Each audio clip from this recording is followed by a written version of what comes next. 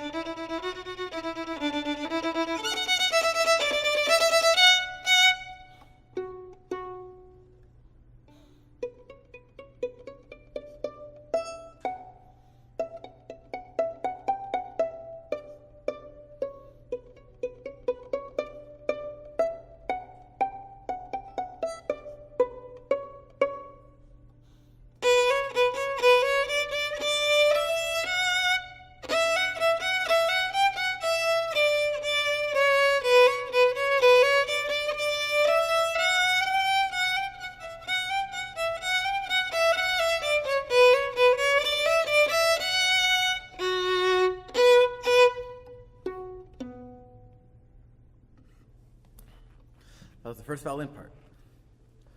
A couple things to watch out for at the beginning. Obviously, you start off piano. Measure 3, you do a little crescendo. Make sure to get louder. Measure 3. Make sure you give accents for those F sharps on the E string. Then you have to go straight to pizzicato position for the next two. And the piano, so you gotta watch out for that. After that, you go with measure 6.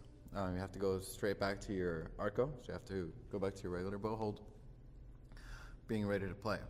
It's weird because it's at the end of a line, and you might think you have time to stay in pizzicato or something, but no, you have to go straight back to arco. So 2, 3, 4, measure 6.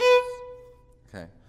For measure 6 up till measure 12, you have a lot of rests in there. You have to make sure not to rush. You have to make sure you're counting because someone else has a melody. If you push them, it's going to be too much. Okay.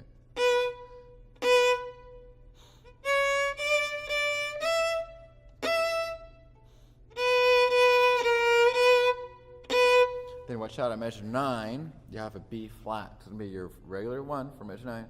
B natural. B natural then has a B flat, even says low 1, has an arrow pointing down. You're going to move your first finger way back towards the peg box. Then you have to bring it up. So 1, 1, low 1, then regular 1. Slide it back, and slide it back up.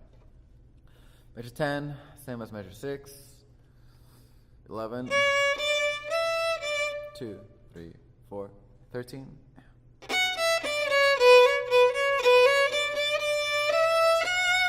So that little part at 14, when you shift, especially from going to first to third, you're going to want to have your hand actually touch. I don't know if you can get really close here.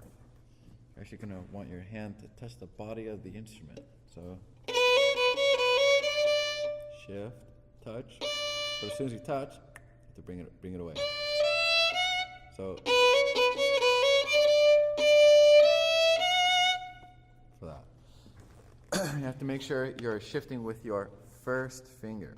So your first finger, D, then your first finger, take off your third finger. You're going to take off your third finger. You're going to slide your first finger up to third position. Then your wrist is actually going to bend a little bit to touch the body of the instrument. Then you bring it away.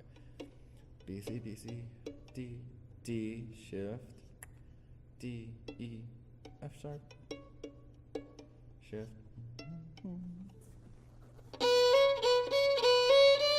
shift. If you want to practice shifting slowly, you're going to want to stop here and then play your B. Then you're going to shift very slowly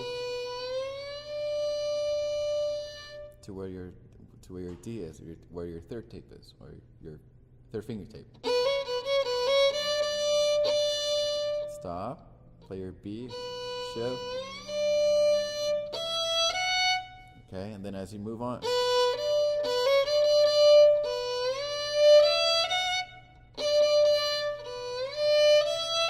then you start eliminating.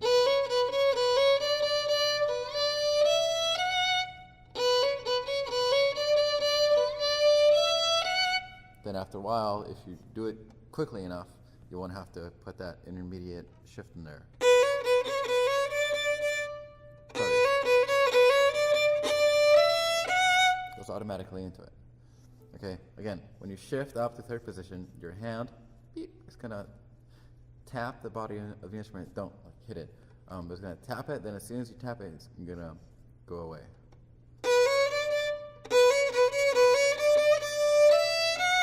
Because that gives you a reference point so that you know exactly where your first finger is. Also, when you're shifting and when you're playing in general, you want the base of your first finger here always touching the neck of the instrument until you go further up, but that's different. So always keep it touching so you're not, I don't know if you can see it, so you're not doing this when you shift, because you don't want to do this when you shift. If you do that, then you don't really know where your fingers are going to land. So keep the base of your first finger on the neck the whole time you're shifting for this particular piece. Shift, tap, and keep this down. Keep this touching. And then you have that. You always want that reference point. If not, your fingers are going to be flailing around, and you don't want that.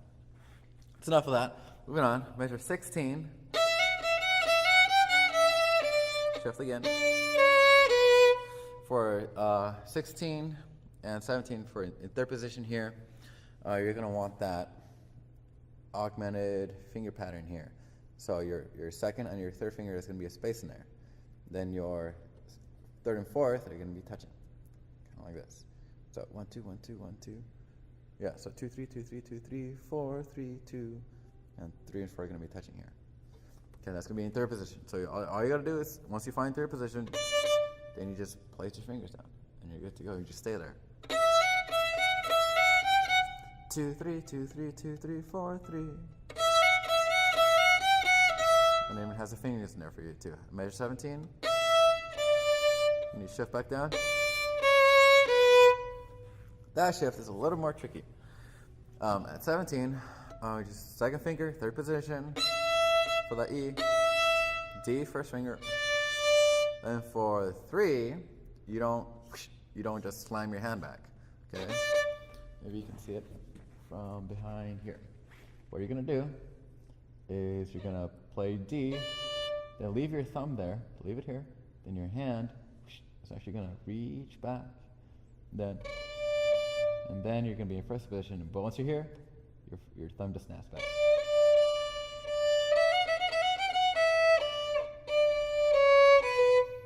Okay, it's easier said than done, so you have to take that home and practice that. So when you're in third position, E, D, shift, D, thumb, D, or whatever, C sharp, E, whatever notes are. Yeah, so E, F, E, F, E, F, G, E, D, sorry, E, D, shift, D, C sharp, B. Then shift again. Okay, so when you shift up, the palm, your hand is gonna tap the body of the instrument, come back. always keep this touching, and then when you shift back, your thumb stays here. And then you're gonna reach back.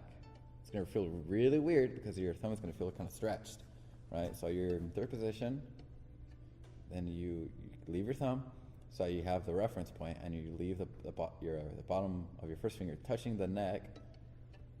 You shift, find your tape, and then the thumb just snaps back. You don't have to, it doesn't actually, you don't force it, it's here and you just relax it, it just comes back on its own. So E, F, E, F, E, D, shift, D, C sharp, then you're back in first.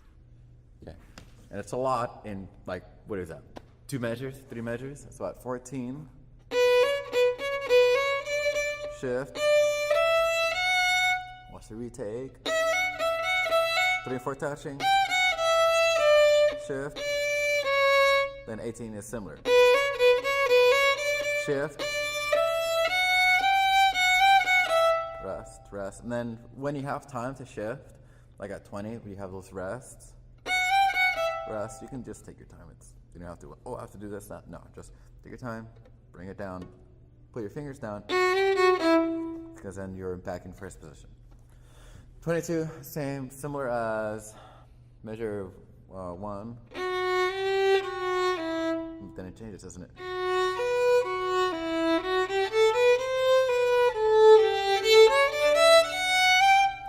So at measure 23, you just leave your second finger down when you cross over to the A string.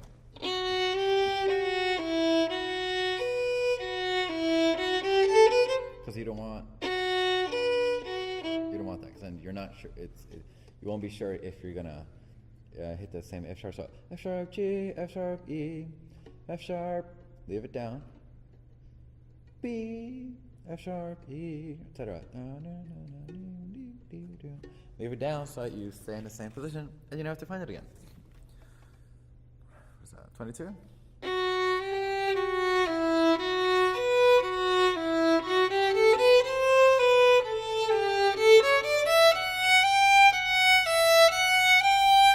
Shift.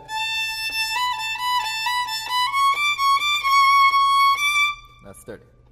Okay, and 24, it even says L2, low 2 for that C natural. And it's written in the as an accidental too, just to remind you. Then at 25, it goes back to a C sharp.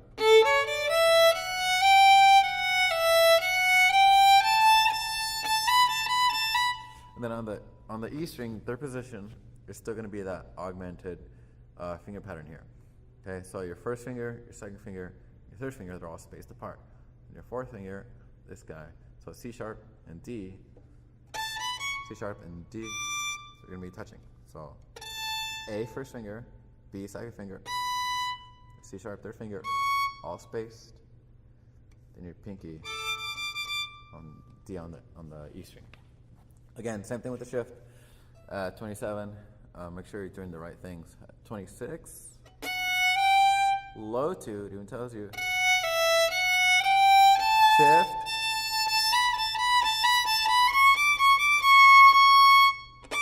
Then at 30, if I were you, I would just leave your third finger down, so it supports the pinky for the high D on the E string at 30. And then just leave your second finger down. Matter of fact, yeah, just leave all your fingers down.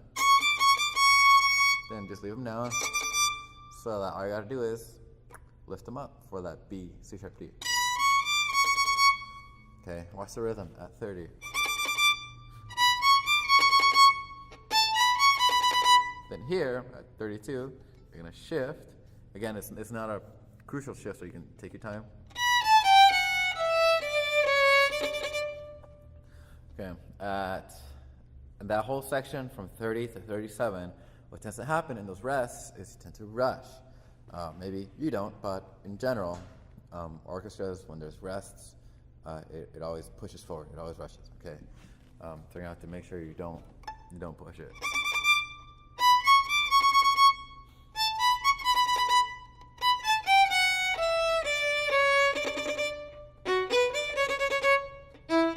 C sharp.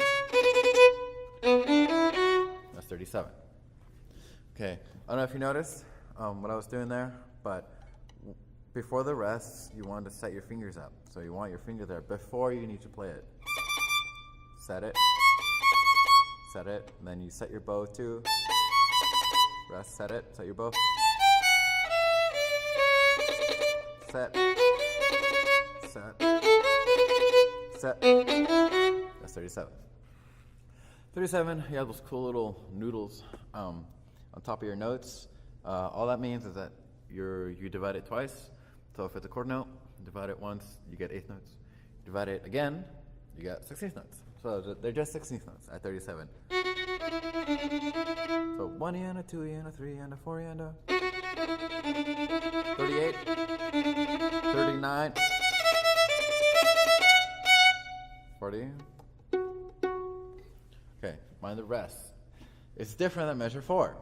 So at measure 40, rest.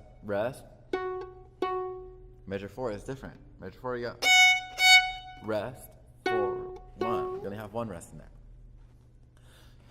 Okay, from 38 to 39, it's going to be really tricky because you're going to be on the D string, and then all of a sudden, you need to go all the way to the E string.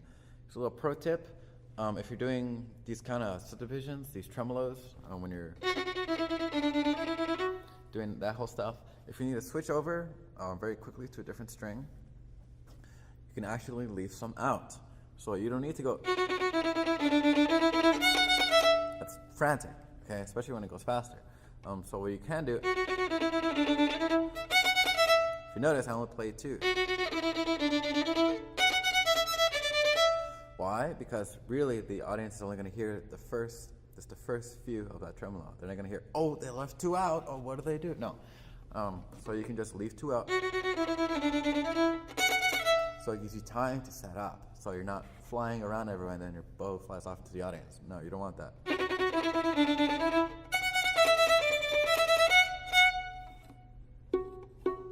Again, watch the rhythm there. 37 says piano. So you have to start off really soft. And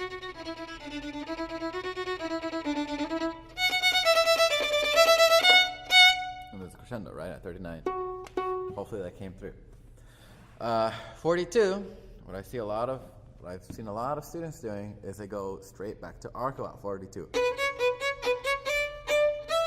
No, it's still pizzicato. So you just keep your bow in your hand, and then you just stay in pizzicato. So 41, rest, 42. And be careful here, it is a different rhythm than 14. 14 and 18, yeah. At 14, you have 4 and, not at 42. Quarter. Okay, you don't have that. Okay, at 42, careful with that quarter note on the last beat. Shift.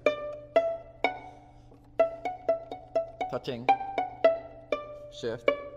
Sorry. Then 46. Touching. And it's different than 19. So it's the same sort of phrase at 47. So 19. You don't have that. At 47, it's a little bit different. 1, 2. D, B, C sharp. Watch the shift. Then just moves on straight to 50 with the arco, with the bow. It comes out very quickly because it's at the beginning of the next line. Okay, so you're not gonna have time to, as soon as you're done with the C sharp. Oh, what's next? Oh my goodness, it's arco. And by the time you think that, the orchestra's already they're gone. So you have to I would just write it in at 49. Just write in arco. Arco. Again, retake. Shift. Shift. Piano.